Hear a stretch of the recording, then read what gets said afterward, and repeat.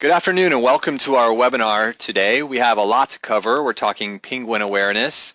We're talking about a new software release, link audit software that we've released. We want to review our development survey and talk about plan updates. I'm Chad Hill and I'm joined by Adam Stetzer and our crew in Rochester. Hey Chad, good afternoon and welcome everybody. Yeah, I'm up here in Rochester. It's a balmy 12 degrees. But we're tough, we can take it. Hey, say good afternoon everybody. Good afternoon. Hi. Great to be here, Chad. Yeah, and Happy New Year to everyone. We did not have a webinar in January, so this is our first one of the year. And like I said, we have a lot to cover, so let's jump right in today. So as I mentioned, we want to start off by talking about our Penguin Awareness Month. We want to talk about our software release, toxic link audits, and a few other upcoming releases that we have on in the works right now. I want to go over the survey results from our development survey that many of you participated in, and then talk about pricing updates. So let's jump right in with Penguin Awareness Month. And just to set the stage here, Penguin was expected, many people talked about it rolling out late last year, and then it was delayed twice, and now Google's saying that the new version of Penguin will be rolling out sometime in Q1.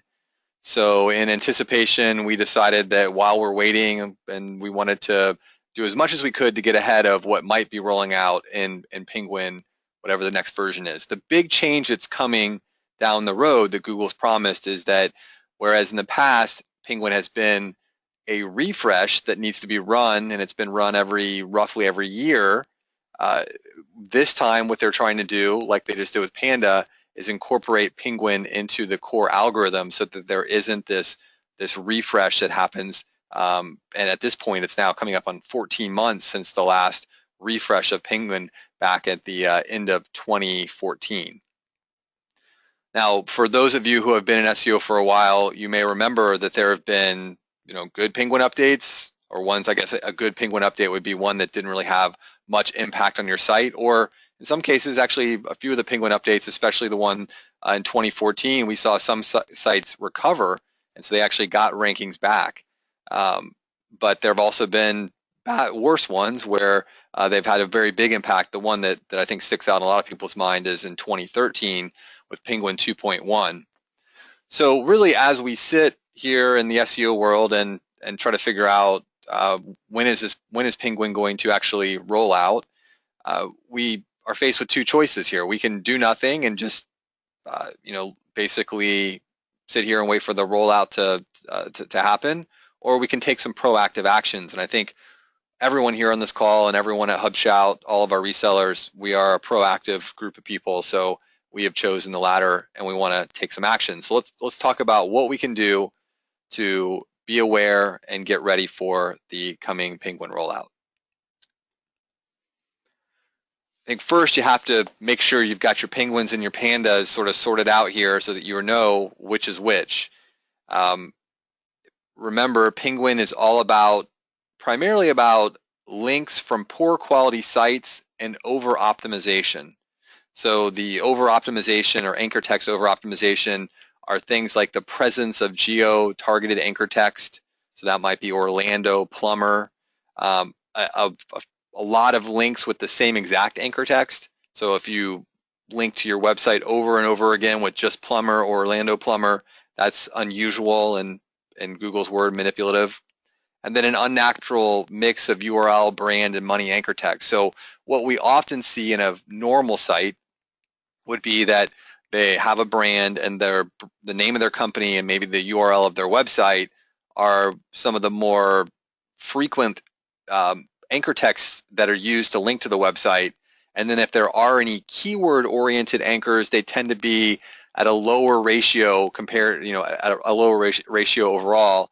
So they're not sticking out saying, hey, something strange here. The only links to this website is Orlando plumber over and over and over again. That seems unusual because the normal pattern would also have some branded links, maybe some generic things like click here or this website. And then also some plain URLs. People sometimes just link www.orlandoplumber.com. So that's Penguin. And then remember Panda, just so you keep your guys straight here. Pandas all about seeking out low quality content.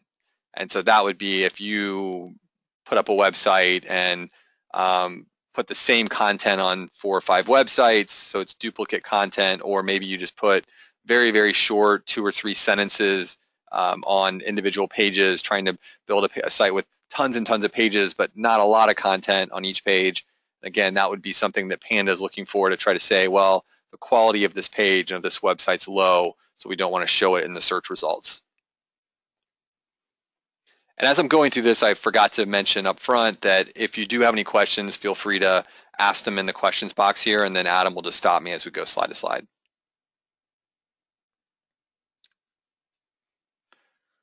Okay, now that we have Panda and Penguin straightened out, we have a couple different, our solution, and what we want to do here is take proactive steps to review and address these Penguin issues. So what we want to do, and we've already in many cases done this with some people who've had the what we would consider problem accounts with some of these issues we're talking about. We reviewed all the campaigns, and we want to find cases where there are links from low domain rating sites. And we also want to identify the instances of over-optimized anchor text, and we want to provide all of our resellers and their end clients with tools for disavowing these problematic links, and then ways to address the over-optimized anchor text. So one thing that I've already said here, I want to make sure everyone has followed the change we made, but I mentioned domain rating. In the past, we've talked about Moz's domain authority. Domain rating is the new metric we're using, and that's from Ahrefs. Ahrefs we've found to be superior. There's I wrote a forum post on why we moved from Moz to Ahrefs, but it is interesting to note here that Ahrefs and Moz, when you stack 2 websites up, they have the same scale, 0 to 100 is how their domain rating and domain authority, but it tends to be that where Moz was a little bit more strict on where they on getting to a 20. In the case of Ahrefs, it's a little easier. So we've adjusted some of our scales that we're going to talk about here in a minute. And before we get into the scales, I want to make sure I mentioned the word disavow. So I want to make sure everyone understands what a disavow is, and then our general approach to using them. So our use of disavows, and what we think that a disavow means, is that when you load this disavow file to Google, it's telling Google to disavow that you should not that you should count the link from that site or that page you're disavowing as a no-follow link to your website. It doesn't actually remove the link from Google.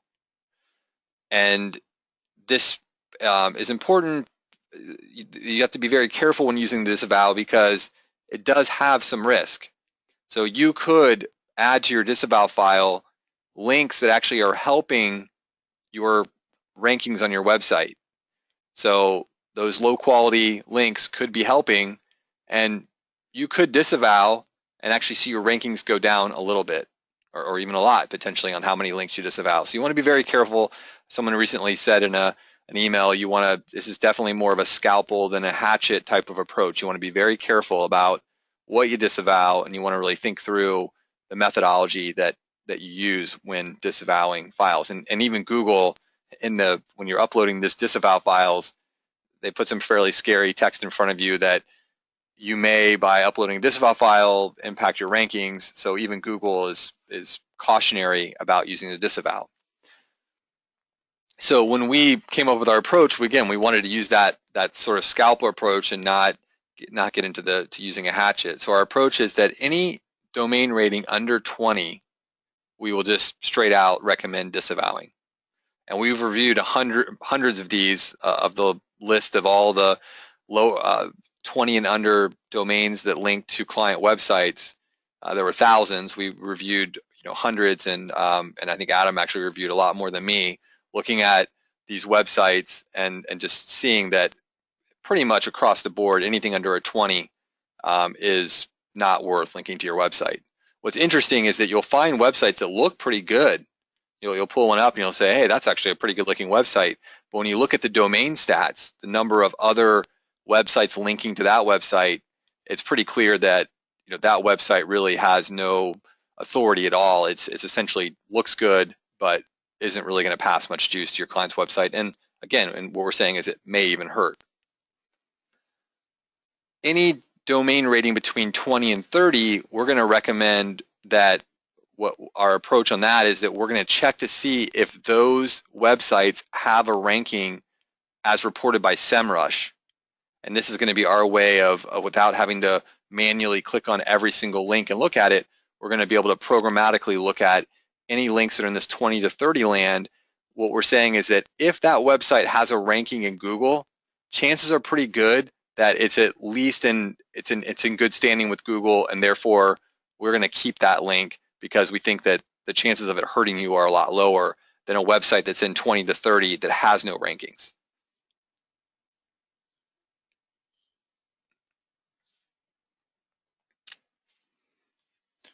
So in order to support this process, and I think many of you out there have probably used some of the tools out there like link research tools, SEO Profiler, there's a bunch of other ones that all are in this link auditing space, and they're typically fairly expensive, and the general approach with them is that they're giving you, it's a very advanced tool that requires you to literally go and look at most every link to the client's website.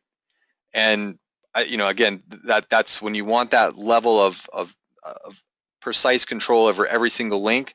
Those might be great tools, but they're fairly expensive, and then the labor you have to apply is even more expensive. So what we were trying to do here is come up with some filtering processes using the data that we have from Ahrefs and SEMrush, different APIs that we can pull into the dashboard. We wanted to find ways to identify 80% of the issues, essentially because it's being done by the computer, very little amount of manual time put on it. The manual time put on it would just be the consulting that goes into having our account managers and our customer service group work with each of our reseller partners to explain this process, really go through what we're talking about today, and then look at any specific issues with individual campaigns. But the idea is to get the software to present the issues, and then the really cool thing is that going forward, we can set these scans up so that if something were to happen between now and 3 months down the road, if there were a bunch of bad links that all of a sudden showed up for a client's website, someone bought a Fiverr job that they shouldn't have bought, we'll be able to identify issues because we'll remember what links initially were showed up in the initial scan, then which links we disavowed, and if at some point a new set of links show up, we'll be able to identify those and then say, hey, look, there's some new problems here that we need to go look at.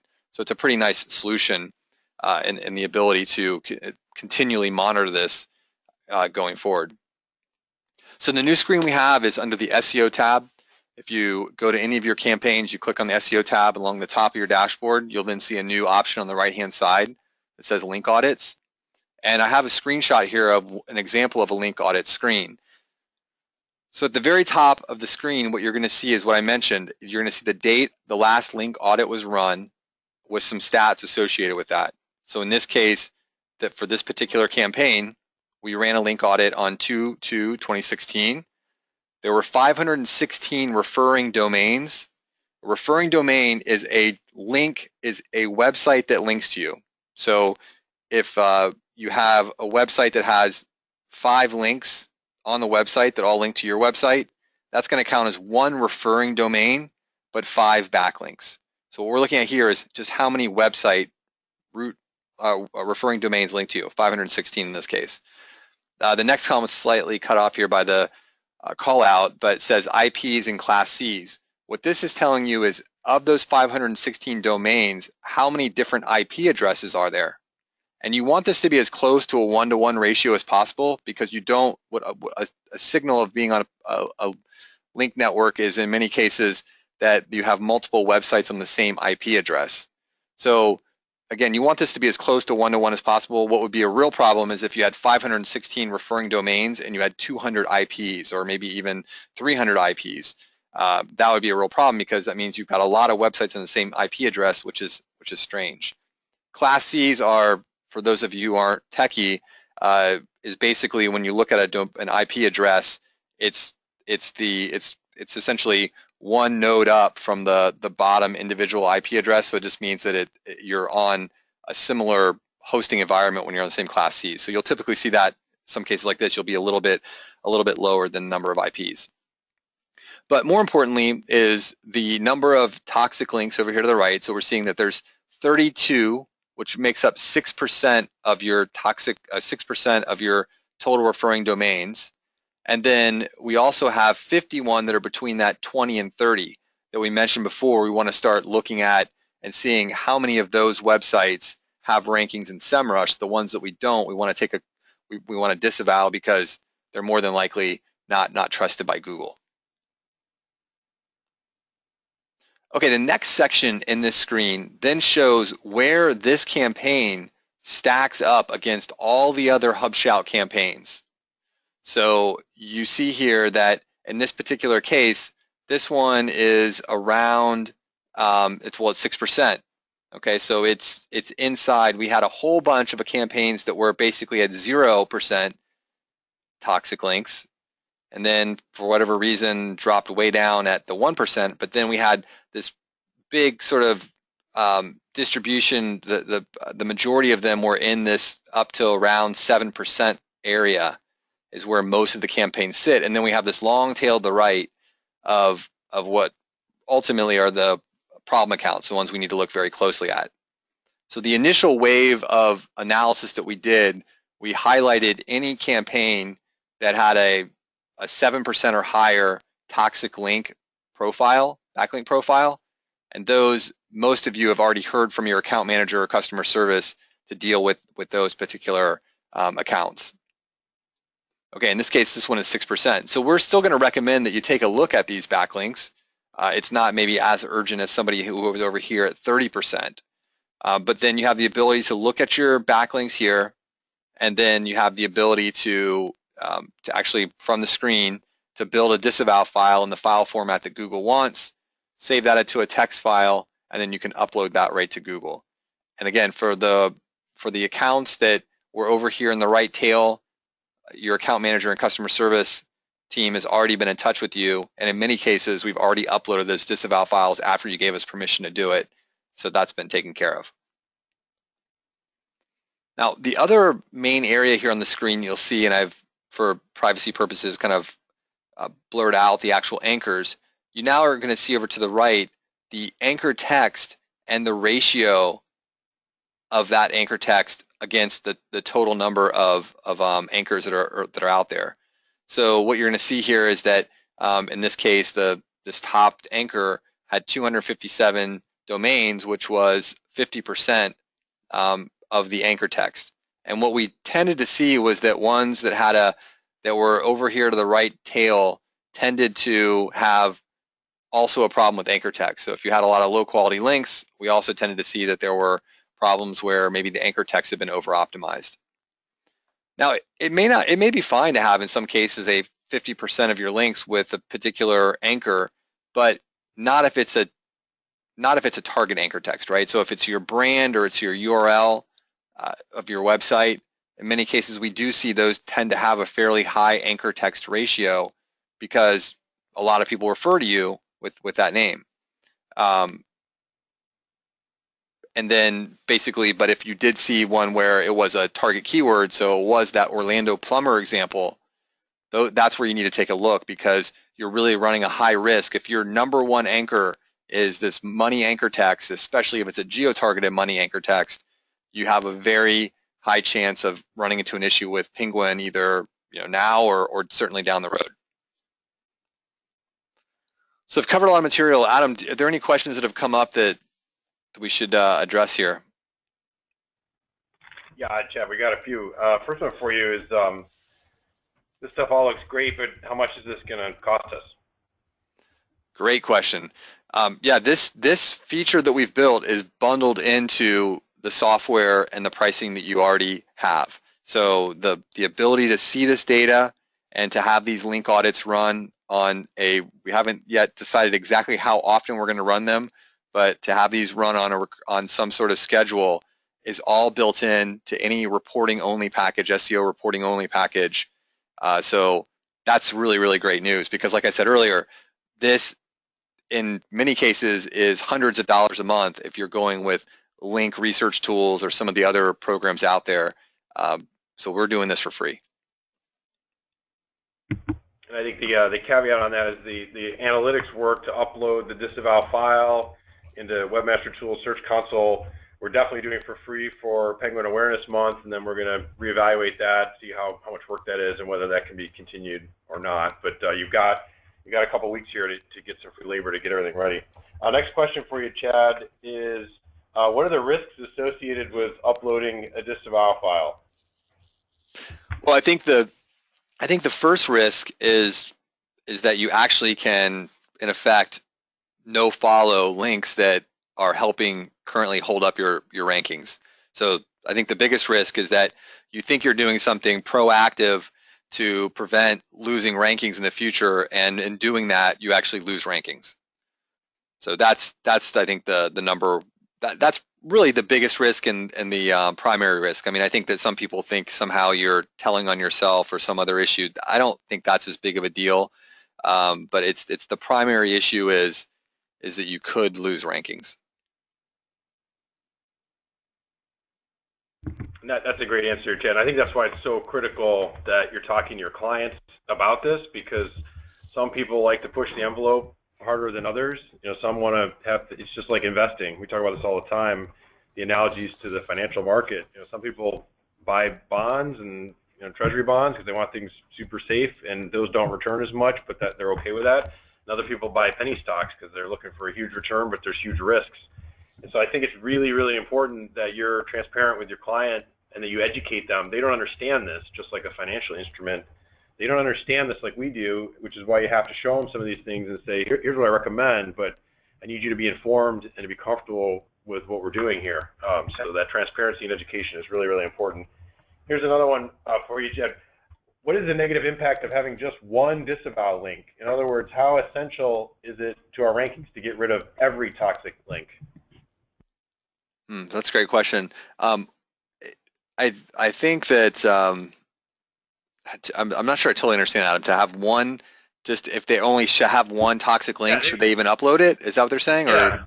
Or okay. They're saying if they ran our report and it showed they had one, is that enough to take action? How bad will that hurt them? And I think the answer, guys, is we don't really know. Yeah. So again, the only people who really, really know are Google. So these ones where it's gray, I'm glad that somebody asked that question.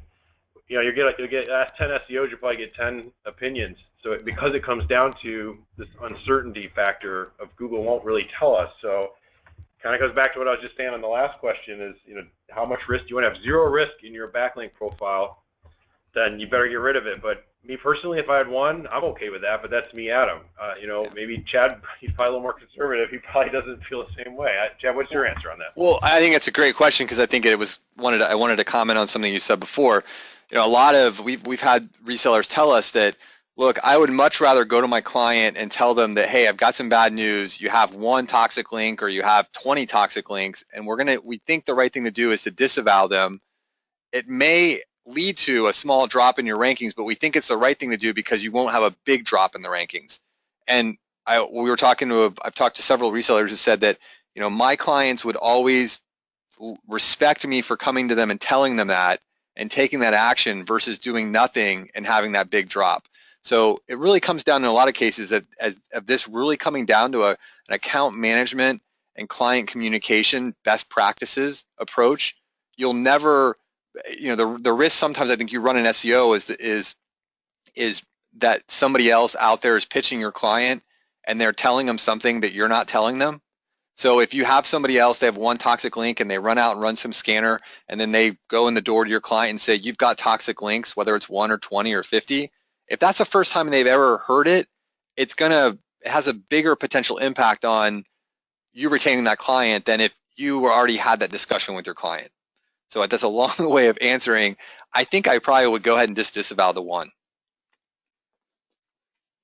That's excellent, Chad. And even if the client doesn't want to, it's that conversation that builds the trust. And how many times have we said it in this forum? People buy products from people they trust. That relationship is what closes deals and maintains accounts. Here's a great one for you, Chad, that came in. Can you reverse a disavow file, especially if you see a ranking loss after you upload the file?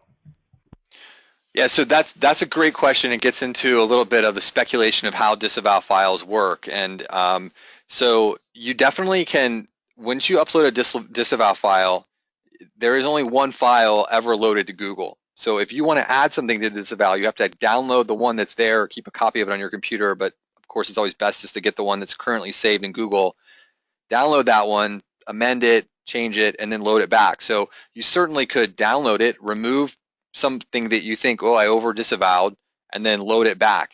The bigger question is, like, when does Google evaluate, and how often do they evaluate these disavow files? One of the big issues after the Penguin 2.1 in 2013 was that people went through these whole link removal processes, built disavow files for the files they couldn't get, for the links they couldn't get removed, and uploaded them, and they just sat there. And Google didn't really process, at least some people speculated, that Google doesn't really process those disavow files until it refreshes the algorithm. So I think the answer really is that in the past, I'm not sure how quickly these disavow files really were ever processed, but the idea is that I think going forward, what Google's saying is that they're going to be building this into the core algorithm. So my guess would be that would mean that these things would be processed faster. Does that answer the question? Yeah, I think so, Chad. That's good. Next one here for you. Will this disavowing link work and analysis be a part of the SEO packages, or is this something that we have to be more involved with?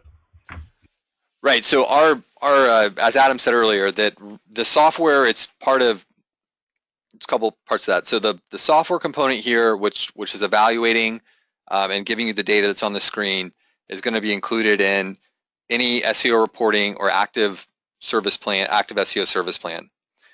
Right now, we are then manually uploading disavow files to Webmaster Tools. We're gathering right now the amount of time this takes to determine if this is something we can continue to do for free as it is this month, or whether it will need to be an extra service. I know many of our competitors do charge separately for any type of link disavowing and researching. We haven't yet made that decision yet, but take advantage of the time this month because we are offering this for free right now. All right, great, Chad. And then the last one here, and you might be just getting into this some more, but sorry I joined late, but if there's a problem with one of our clients, should we have already been contacted by you guys? More than likely, yes. Anyone that was 7% or higher, any campaign with 7% or higher, we had a task built for either customer service or the account manager on that campaign.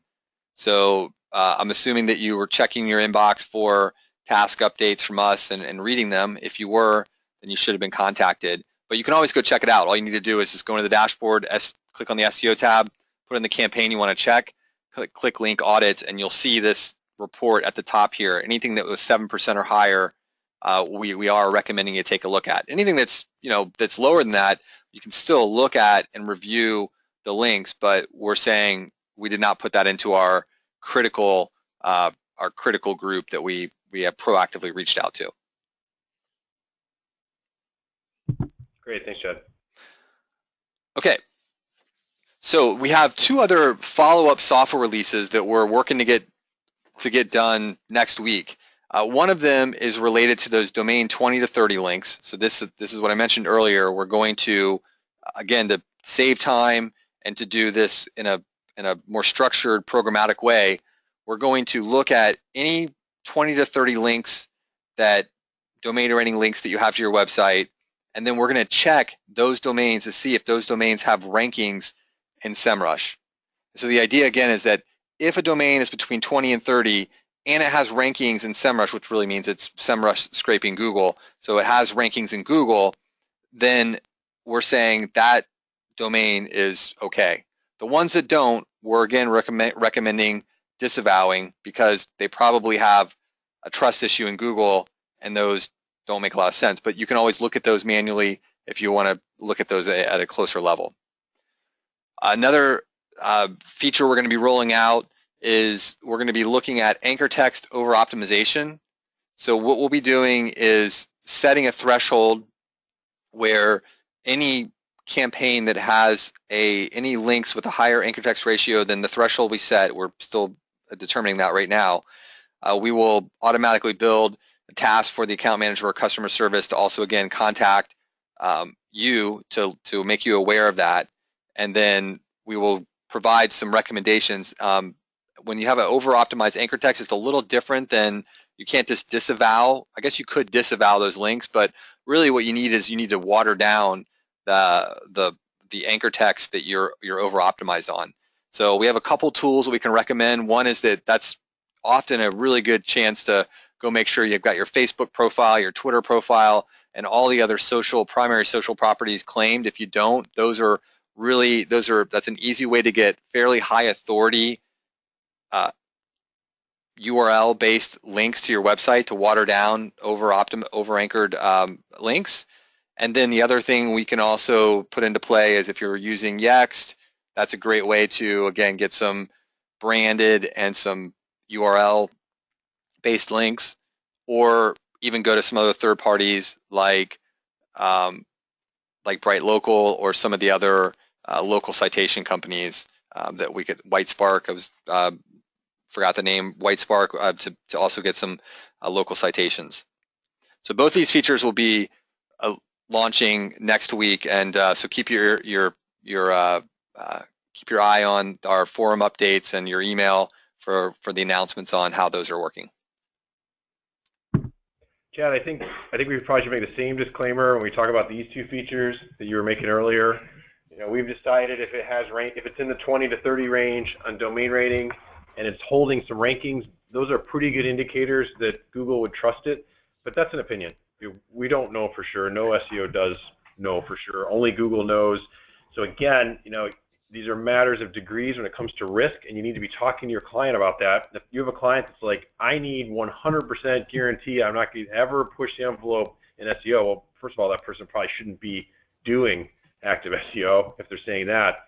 But definitely they shouldn't keep any links in the 20 to 30 range, because just because we say they're, quote, okay, doesn't mean there's a 0% probability that they could get into trouble. So these are matters of degree and risk. Same thing with anchor text over optimization. We might say, well, 12% or under, or 10% under on any one term of an average profile of maybe 50 links, that seems okay to us, but we don't know what Google's about to roll out. So these are the conversations you need to have and present to them probabilities of risk. Again, just like you're making a financial investment decision, like your financial advisor would do. This one's lower probability of losing money, this one's higher. I don't know for sure, but they're matters of degree. Where are you comfortable? And educate, and that disclosure and that honesty is really important for maintaining trust with your client. Excellent. Okay, we're going to head into the next section here, which is reviewing our 2016 Development Priorities Survey. So just to make sure everyone is up to speed on this, and again, I appreciate everyone on the call who took this survey. Thank you very much. Just a little bit of background. So in December, late November, December, I held interviews with 8 resellers, and these were in-depth interviews. Really, the idea was to just get a general sense of what kinds of issues and questions we wanted to ask in the survey that we put out at the beginning of this month. And then in January, we launched a quantitative survey. So the first part was a qualitative assessment. Then we did a quantitative survey that we rolled out in January, which was open to any active reseller.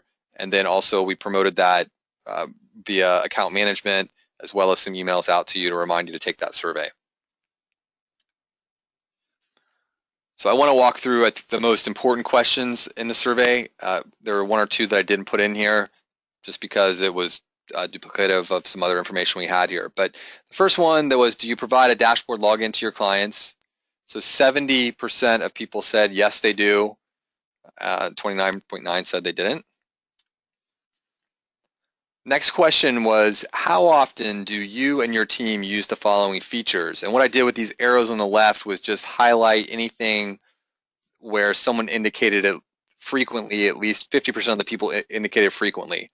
So we had phone tracking, keyword rank tracking, SEO content submissions, so monitoring some of the content submissions we're doing, task management, and organic traffic rankings were all above 50. And then again, anything that's darker green is going to be the higher, where the majority of the people landed. Lighter shades are where fewer people were. So it's on some of the lower usage side of things. Social media mention tracking. Didn't get not a ton of people are using the reseller scorecard and admin tab. That's something that we did redesign last year. So we may want to hit some training on that, because we tried to pack some really good information onto that screen that would help people understand the status of their campaigns. So that one was a little bit of a surprise to us. Then the next question we asked was, how often do your clients use the following features of the dashboard? And the ones that stuck out there pretty clearly were phone tracking, lead form tracking, keyword rank tracking. And that's pretty much what I heard in the in-depth surveys as well. Most of the people I talked to said that their clients are very focused on the leads and maybe the rankings, but really aren't spending any time looking at the deliverables. So it's I guess just the nature of what we're doing here. We spend a ton of time, of course, on the deliverables, writing great content, but the clients aren't spending a lot of time in there looking at that. So it's certainly unfortunate. Now, we know the on-site content that they look at, they're spending a ton of time looking at it on their website. That's usually where we're getting the feedback on the on-site content, but they're not in the dashboard doing that. The next question was, rate each module in terms of how well it meets your needs. And you can kind of look at this glass half empty, half full. What was pretty clear across the board is you can see that almost every feature was in the mostly meets my needs. So that's phone call data, keyword ranking, overall list of active campaigns, SEO content submissions report, or organic traffic, and domain metrics. We definitely had some feedback, and I think this also corresponded with the in-depth interviews I had, that there were some areas for improvement that we need to make in the task screen, especially related to finding tasks. Many people that I spoke with said that they sometimes have a difficult time getting back to the tasks that they most recently updated. So that was one where there was some opportunity. And then we had some people that also said that the web grader, more people kind of in the middle there about whether the web grader was in the completely was more, skewed more a little bit more towards the does not meet my needs. So we got that feedback.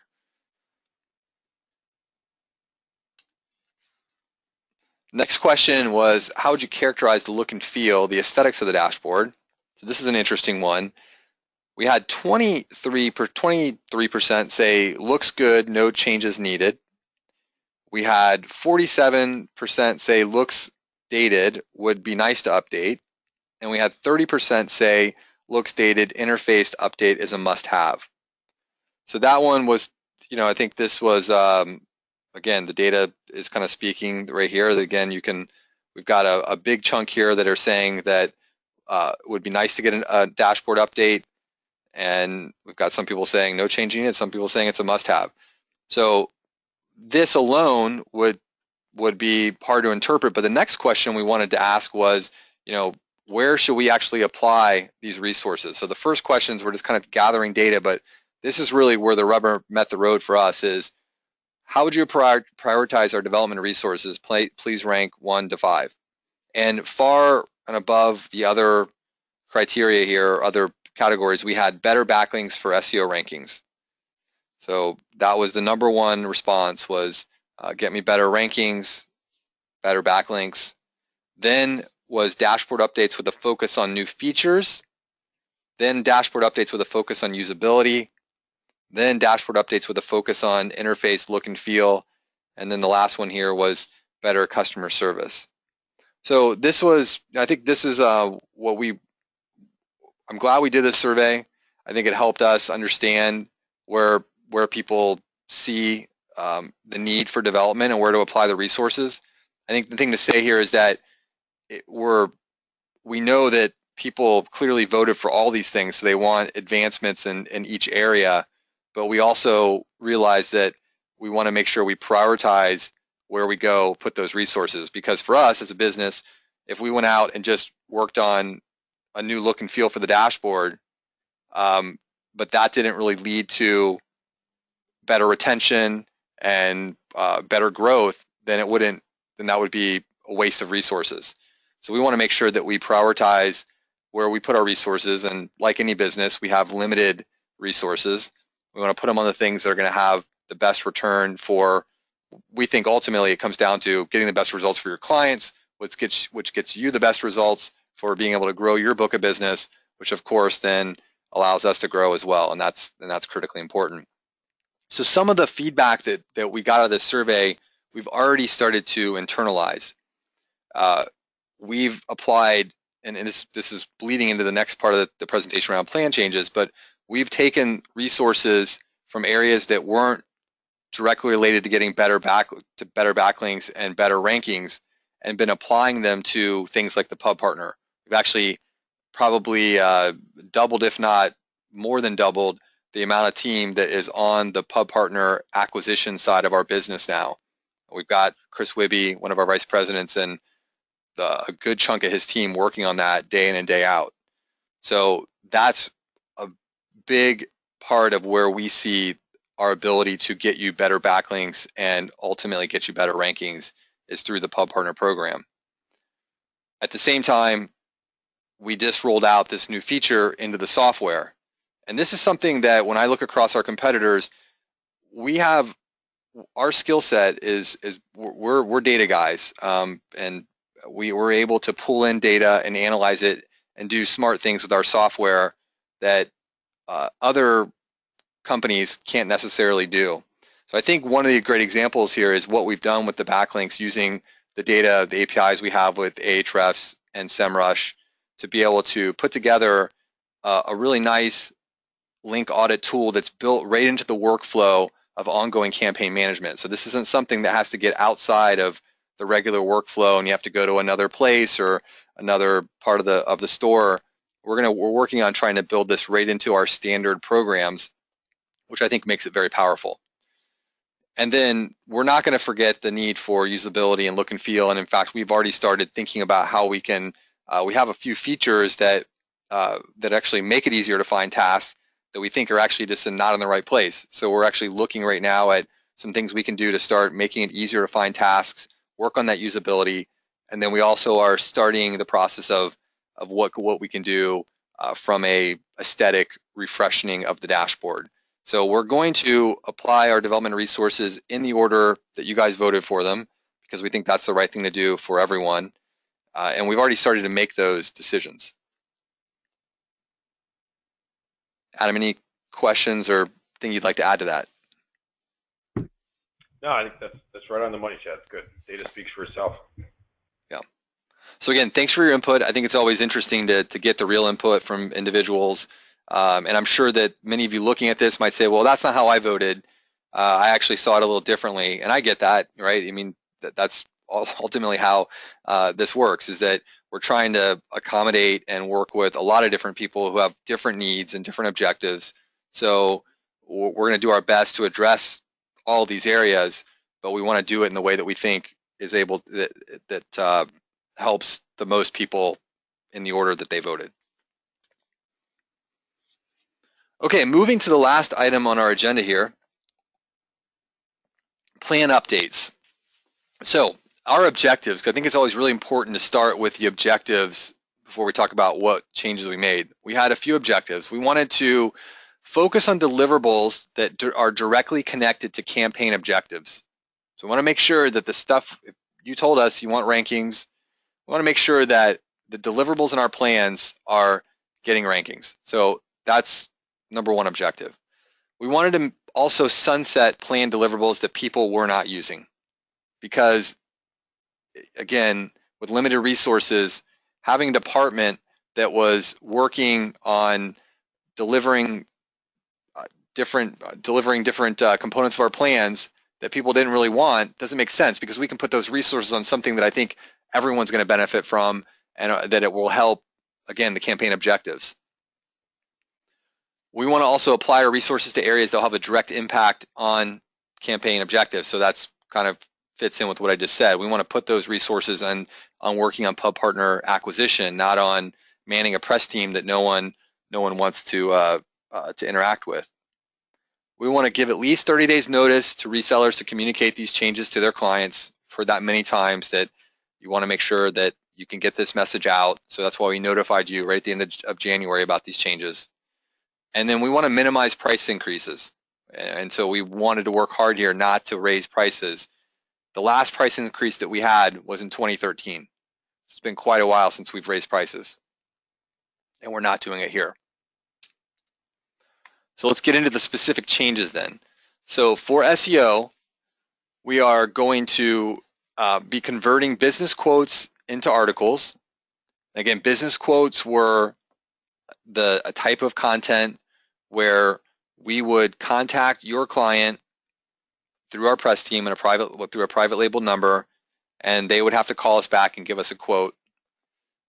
The majority of people were not using this. I don't have the exact percentage, but my guess is it's somewhere around 90%, maybe even higher than 90%. We're not using business quotes. We also are going to be converting press releases into articles. Along with that, we'll be removing any PR web plans that are currently on your bill, so that at the end of this month for the 3/1 billing cycle, those will not be there. Same thing is generally true with press releases. Most people, I guess there's two things here back on the objectives. One is that PR web made a number of changes over the last couple of years that have led to a point where there's questionable SEO value. I mean, I think there's still brand value in press releases, but we're selling SEO programs. So for us to be out pushing a press release as being tied to SEO, and this today with the changes that PR web made with redirecting content and no following links, I think it's tougher for that to really make sense. So we want to move away from that. And again, there were also on just the operational side, there were a lot of people who weren't comfortable. I think, again, we were super excited about building this press team. We thought it was a great way to have interactions within clients, but a lot of clients didn't like to call us back. They didn't want to schedule meetings. They didn't show up for meetings. When they would talk to us, they didn't know who we were. They were confused. I mean, the list goes on and on. It was again, I think a great idea, but unfortunately, the market, you guys said that you didn't want to use it, so we're going to shut it down, turn that into articles. Video is very similar idea here. I think that our plans are not, their primary objective, our plans is not video SEO. And for the most part, most of our retailers have said that the videos that they're looking to produce for their clients are much higher quality than can get into the SEO plans that we're offering. And so we've decided that it makes more sense just to really separate out videos, not have them be part of the core deliverables, and to convert that content into articles as well. And then the last bullet here is the beta we had been running to manually post to Twitter, Facebook, and Google+. We are no longer going to be doing that. And basically, again, there's kind of two reasons here. One is that we did a webinar earlier late last year about some studies that Moz put out that showed that the direct correlation between social sharing and rankings was really not there. And then on top of that, most of our clients weren't using this. We had a handful of people, and we had resources doing this, and it makes sense to, again, allocate those resources to something that everyone's going to benefit from, which in this case would be putting those resources into publishing partners. Okay, on to PPC and social plan updates. So similar stories on these slides and bullet points here. Remarketing, we're going to be discontinuing the PPC remarketing plan on March 1st. We had very few people using this plan, and we also found that in general that you weren't getting that many clicks out of the program, because in many cases some of the websites that were on just a very simple remarketing plan didn't have big enough audiences really to build up the remarketing pools that you need to be successful with remarketing. And those that did, managing a $100 remarketing budget wasn't really enough. So it was not enough. It was too much for the small guys and not enough for the big guys. So what we're recommending is, if you want to continue with remarketing, move to one of our paid search managed plans. We'll take care of it for you.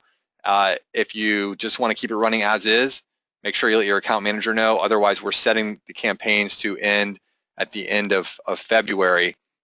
You can easily go in and flip the campaigns back on if you decide to do it at a later date. From a PPC platform standpoint, we had some B2B platforms that we're not really using anymore. So we're not going to support Marchex B2B ads. We're only going to support AdWords, Facebook, and Bing going forward. Landing pages, most people were not using us for landing pages. That was something they tended to do themselves. So we're just not going to offer them at all, just so we can streamline operations a little bit. And the starting and stopping cost of having to remember how to do landing pages when someone one-on-one didn't really make sense for us. And the last one, social media plans. We're not going to be accepting any new social media plans after February 29th. We will grandfather anybody who's active today in, but our plan is to sunset those at the end of June. So we're giving everyone on a social media plan a decent amount of runway here to find other options. But we are going to focus exclusively on SEO and pay-per-click. And we want to be the best in the world at SEO and pay-per-click. That's the plan for us. And we are going to continue to dive deeper into areas of the dashboard. So we'll move away from the social media monitoring tab, but put the resources that would have been spent on that into developing more features in the SEO area, more features in the pay-per-click area, and go that route. Last slide here, just want to give you some dates on a rollout plan. So the service plans have been updated in the dashboard as of 2/7. What this means is that if you're using our dashboard proposal tool, that any active proposals you have out have the new service plan deliverables in the deliverables tab of that proposal. So this is something that we had a few people ask us to do because they were sending out a bunch of proposals and they didn't want proposals out in February that didn't have the deliverables that were going to be active in March. So we went ahead and made the changes in the dashboard. At the bottom of the deliverables area, it does say effective date 3/1/2016. So anybody who has questions like, what am I looking at? Just scroll to the bottom of the deliverables. If it says effective date 3/1/2016, those are the new plan details. We're having the webinar today. I will be posting the pricing PDF. We'll send that out when we notify you of when we actually post the webinar on the website. We'll send out a notification and we'll attach to that the PDF that we have that's currently available in our support area, but it's still the older pricing one. So I'll send you the new one in an email tomorrow. 2/15. Our plan is to remove the PR web service plans. So you will see that and we'll regenerate the 3/1 invoices. And then by the end of the month, by 2/29, we will have gone through our website to make the updates, including sell sheets on this in the support area. And then we will actually be modifying the service plan templates that get generated each month on the task next start date. So that is the rollout plan for the pricing updates. Adam, do we have any questions? We have a few minutes left, so any questions on that? We've had a lot, but I've handled them all in the chat, so I think we're up to date. Okay, excellent. Okay, well, that's all I have today. I appreciate everyone coming and spending the time with us, and it's, again, great to have our first webinar of the year. We have a couple exciting guest webinars that we're lining up, some really cool ones that we're going to be doing, and then, of course, we'll continue doing subject matter related webinars around our service plans and just general industry information. So we will be ramping up that schedule over the next couple months.